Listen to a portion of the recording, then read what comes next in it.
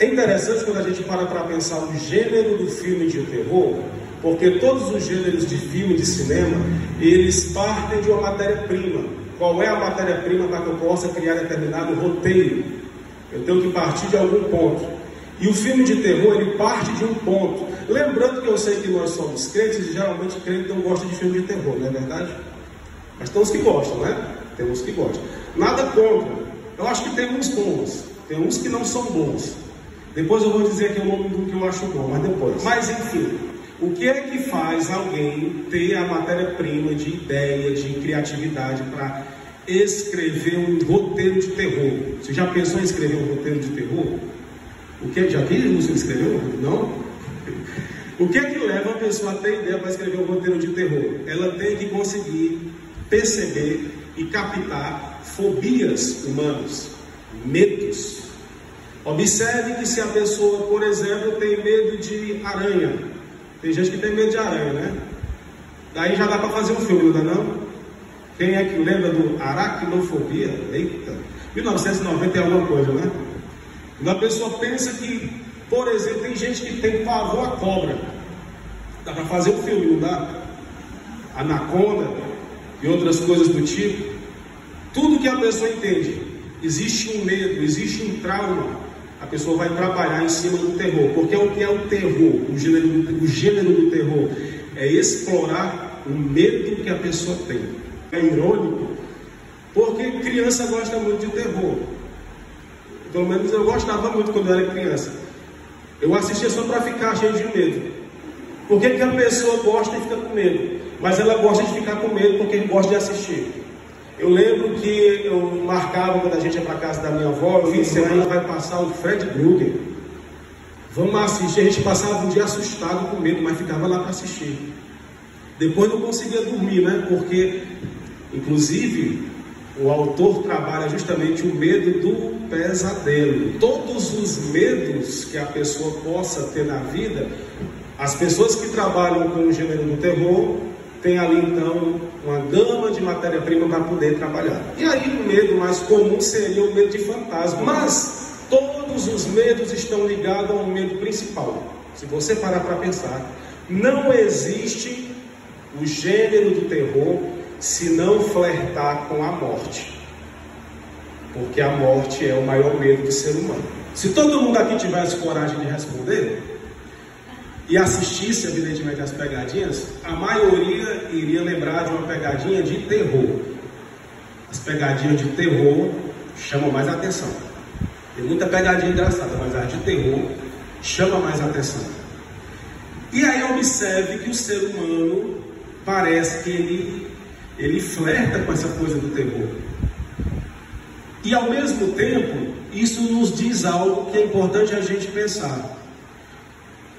O terror, ou a própria pegadinha de terror, todas elas precisam do elemento da morte. O medo de algo mórbido. E a pergunta é, por que a morte mexe tanto com o ser humano? Por que é algo tão apavorante, chega a ser algo tão distorcido na mente que se torna até humor? Está muito estampado na Bíblia que é o salário do pecado é... Se você parar para pensar, a morte não é só triste. A morte não causa somente o luto. A morte causa um espanto. É como se a morte denunciasse a nossa miserável expectativa de vida. Só que é pior do que isso. A morte denuncia que houve um pecado lá no início da humanidade e que Deus fez com que Adão e toda a raça humana pagasse o preço da morte por causa daquele pecado. Quando Deus disse para Adão, certamente morrerás. Ali foi a grande por causa do teu pecado, a partir de agora a terra é maldita. Nascerão agora cardos e abrolhos na terra. Alguns céticos vão questionar, qual é a justiça de Deus nisso aí? O que é que tem a ver Deus punir a humanidade com algo tão desgraçado que é a morte por causa de uma falha de Adão? Muitos céticos questionam isso. Mas a grande pergunta é, uma pessoa que não consegue respeitar nem a vontade de Deus, Ele conseguiria respeitar um dia a vontade da sua esposa? E as pessoas que hoje não temem a Deus conseguem respeitar a vontade do próximo? As pessoas que não temem a Deus conseguem respeitar a vontade da sua família? Imagine quem seria aquele Adão se pudesse pelo menos respeitar a vontade de Deus. Seria sem dúvida um pai de família exemplar. Mas quando o homem não é capaz de respeitar nem a Deus, nós não podemos confiar em nada do que vem desse homem, porque ele não é capaz de respeitar ninguém. Adão não respeitou nem a Deus que criou ele, que ele tinha a companhia dele toda tarde. Imagine você receber Deus toda tarde. Aí Deus te pede uma coisa: não faça isso. É a vida, né? As pessoas pedem a gente ao menos uma coisa: pelo menos me respeite. Aí a pessoa vai e desrespeita. Pelo menos me trate com dignidade. Aí a pessoa vai e age de uma forma totalmente indigna. Pelo menos leve a sério o que eu estou dizendo. E tem gente, você percebeu já que tem gente que não consegue falar na roda de conversa porque ninguém presta atenção? Ninguém nota, ninguém dá a vez. A sua vez, cara, fala aí alguma coisa, ninguém olha. A pessoa quer falar, quer se envolver. A pessoa pede pelo menos uma atenção, pelo menos uma dignidade, pelo menos um pouquinho de honra. E muitos não dão. Porque esse é o retrato de um homem pecador, que não é capaz de respeitar os limites que lhe são impostos, ou pelo menos um pedido. Não vá, não se aproxime daquela árvore. Tem tanta árvore que eu já te dei, tem tanta coisa que eu já fiz para você. Não chegue perto daquela árvore, porque lá naquela árvore tem uma anaconda lá, amarrada lá. Não chegue lá perto não. Mas aí o ser humano vai, se aventura, desonra a Deus, vai contra Deus, e resultado, Deus pune ele. A primeira punição de Deus foi se ausentar. Porque a pior coisa que pode existir é você viver uma vida sem a presença de Deus. Deus se ausentando, também se ausentou a árvore da vida. A árvore da vida se ausentando, também se ausentou a vida. Então veio a grande punição, que foi a morte. Por que que a morte assombra tanto a gente? Porque contemplar a morte é perceber que há uma condenação. Contemplar a morte é perceber que nós não somos nada.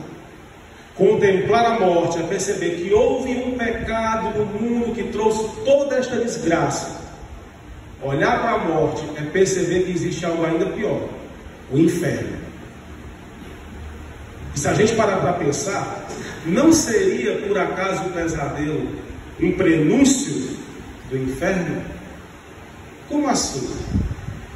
Aí entra na filosofia, né? Platão falava do mundo das ideias, Anselmo da Cantuária, na Idade Média, na teologia escolástica, falava sobre aquilo que podemos pensar. Mais ou menos significa o quê? Que tudo que nós podemos pensar é porque é possível de existir. Porque você não consegue pensar nada maior do que Deus, diria Anselmo, ou seja, não existe nada maior do que Deus.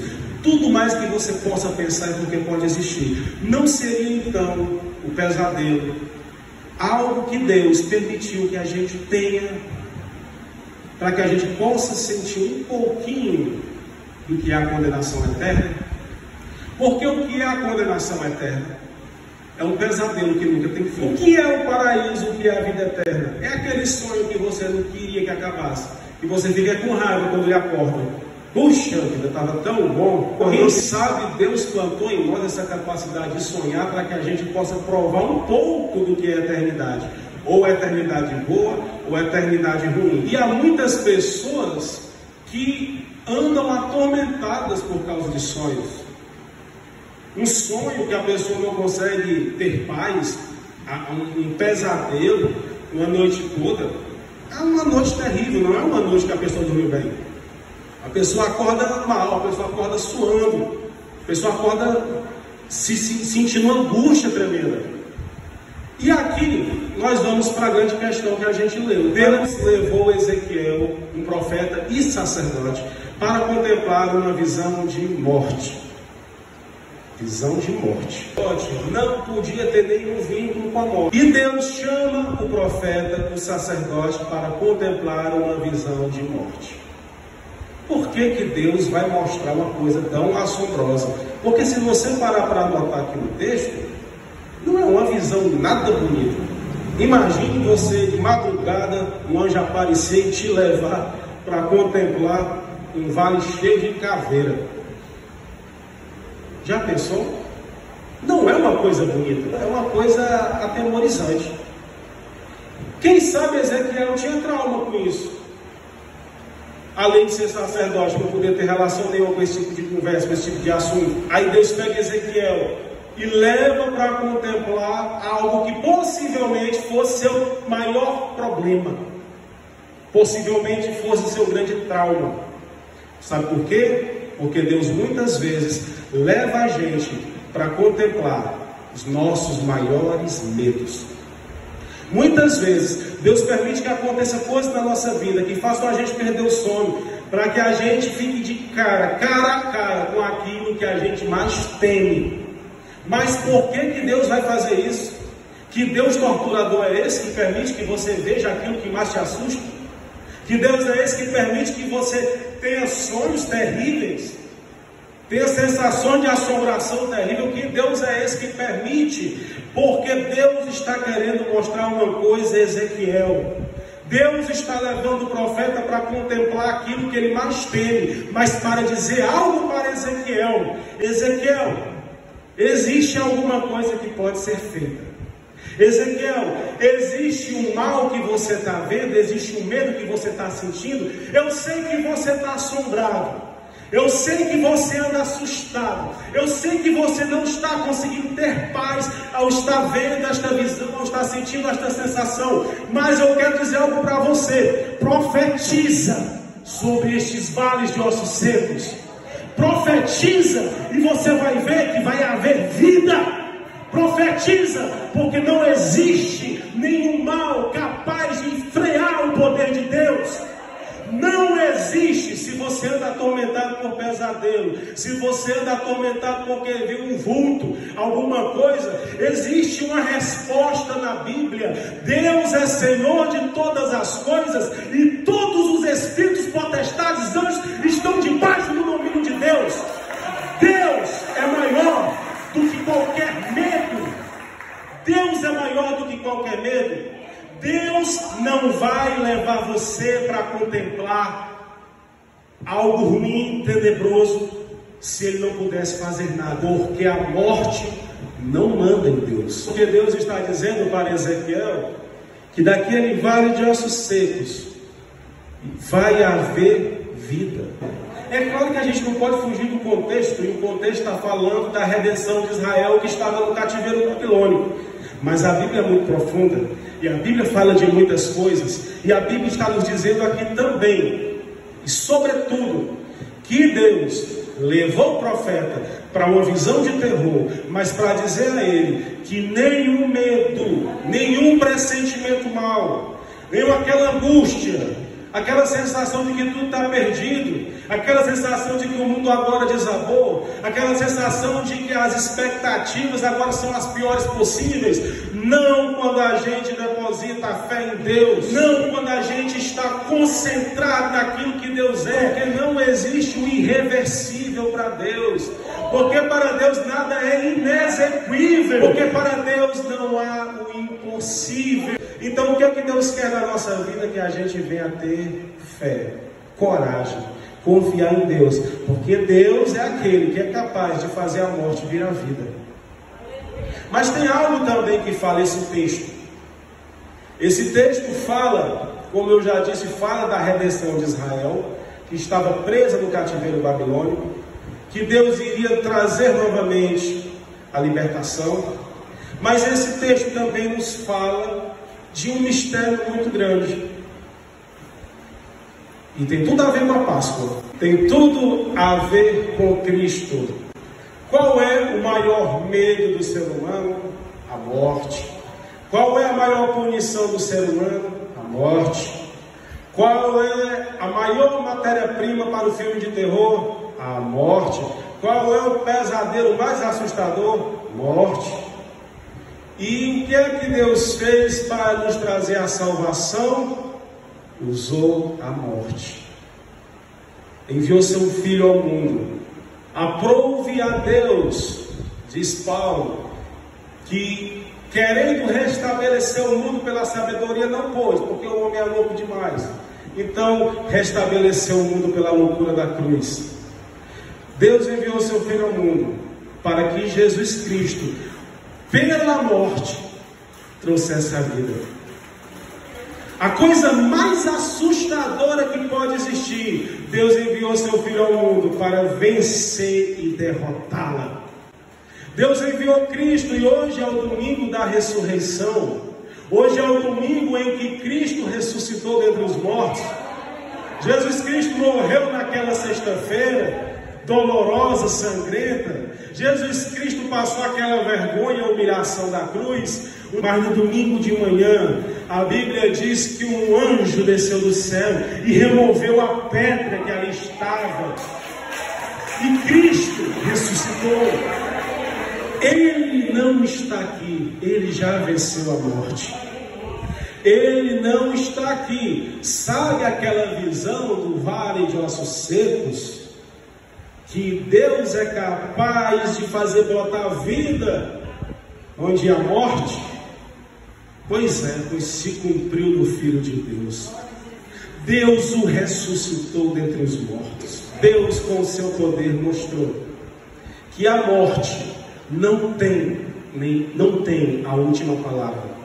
Quem tem a última palavra é Deus. Se Cristo ressuscitou, nós temos a confiança. E Paulo vai nos falar lá em 1 Coríntios capítulo 15, quando aquilo que é corruptível se revestir da incorruptibilidade, e aquilo que é mortal se revestir da imortalidade. Então cumprir-se-á a palavra: tragada foi a morte pela vitória.